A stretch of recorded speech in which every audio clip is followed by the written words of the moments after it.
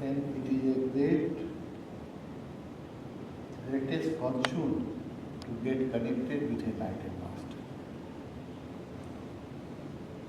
It's very rare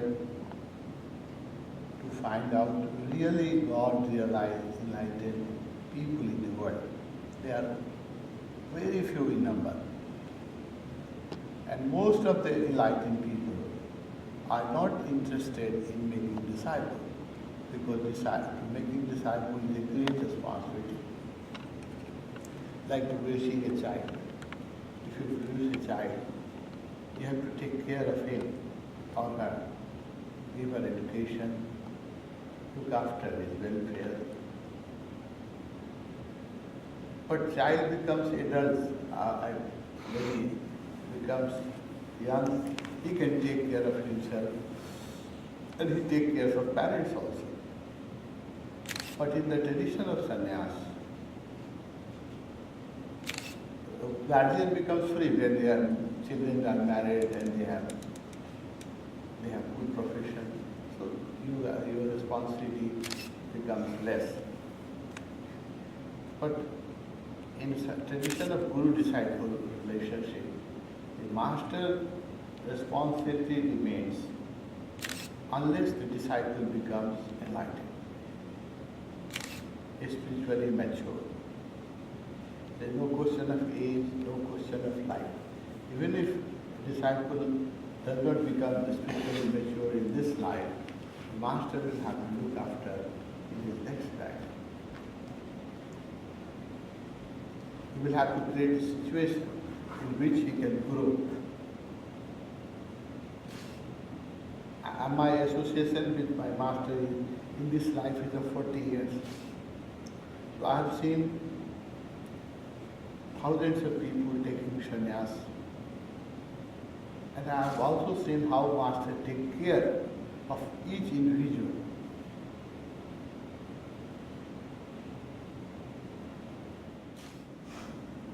So it is a great responsibility. That's why a lot of enlightened people refuse to become master.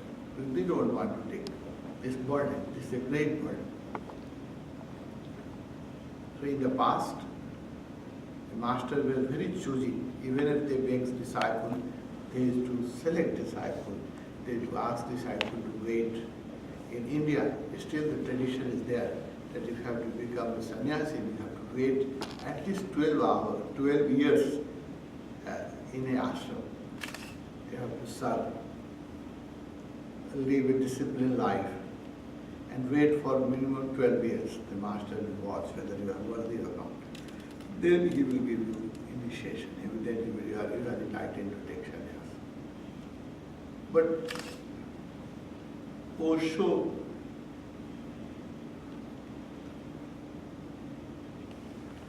is a very compassionate master, and he saw that the world is going into a big crisis and we need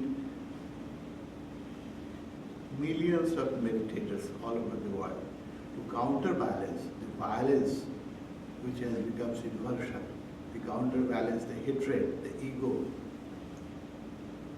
And the world is heading towards a disaster. So Osho, the time was very critical.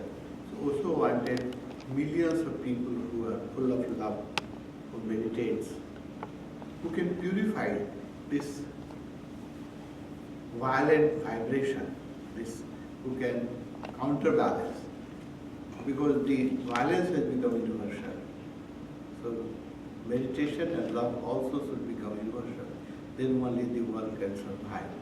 So that looking at that situation, also didn't put any condition for sannyas. He said anybody who is willing is ready to give sannyas. So in his lifetime, he had given sannyas to hundreds of thousands of people, and he authorized us to give sannyas. And there are millions of sannyasi throughout the world, in every country, in every religion, in every profession. One thing I want to make clear, that this is not a new religion. This is a movement of meditation. movement of transformation. You are free to keep your old religion if you like, or you can just become a human being and you respect all the religion. It's up to you. The religion is your personal matter. So Osho Sannyas is not concerned with religion. Osho Sannyas is concerned with your spiritual growth. There is a hidden divinity. We all are divine, but we don't realize it because we are unaware. So the objective of this sannyas is to realize yourself that you are divine, you are God. How to realize it? Also recommends meditation. Through meditation, we can realize who we are. Then Osho was conducting meditation camps. I have attended some of the camps when he himself was conducting camps. He became enlightened in 1953. He took first camp in 1964, 11 years after. And from 64 to 73, in 9 years, he conducted 20 meditation camps himself. Well, and after 70 years, I started giving sannyas also.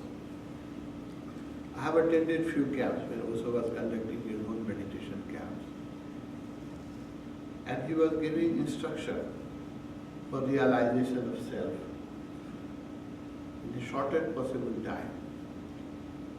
So if you go through his books, which is produced on based on discourse which Osho has given during his meditation camps from 64 to 73. There are about 20 meditation camps and there are about 20 books. I have gone through those books again and again, and I found that few principles Osho repeats and also give emphasis on few principles that can make our spiritual progress rapid and that can make us enlightened in this very life. What are those few principles? I have noted down through all these 20 books in my diary and collected, summarized it. So I would like to tell you about those principles. There are 5 principles. I have named them Panchashil. His name is given by me. Osho is to call Panch Mahavrat, 5 disciplines, or in different discourses Osho has given different names.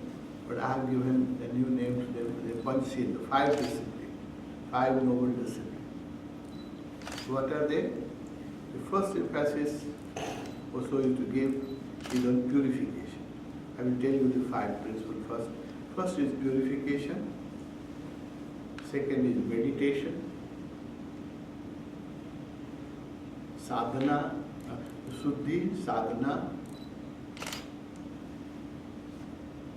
satsang, sanskar, samadhi. In Sanskrit, there are 5 words. Shuddhi, sadhana, satsang, sanskar, and samadhi. You may translate in English, it will be purification, meditation. Satsang is an inspiring company of good people who inspire you towards meditation.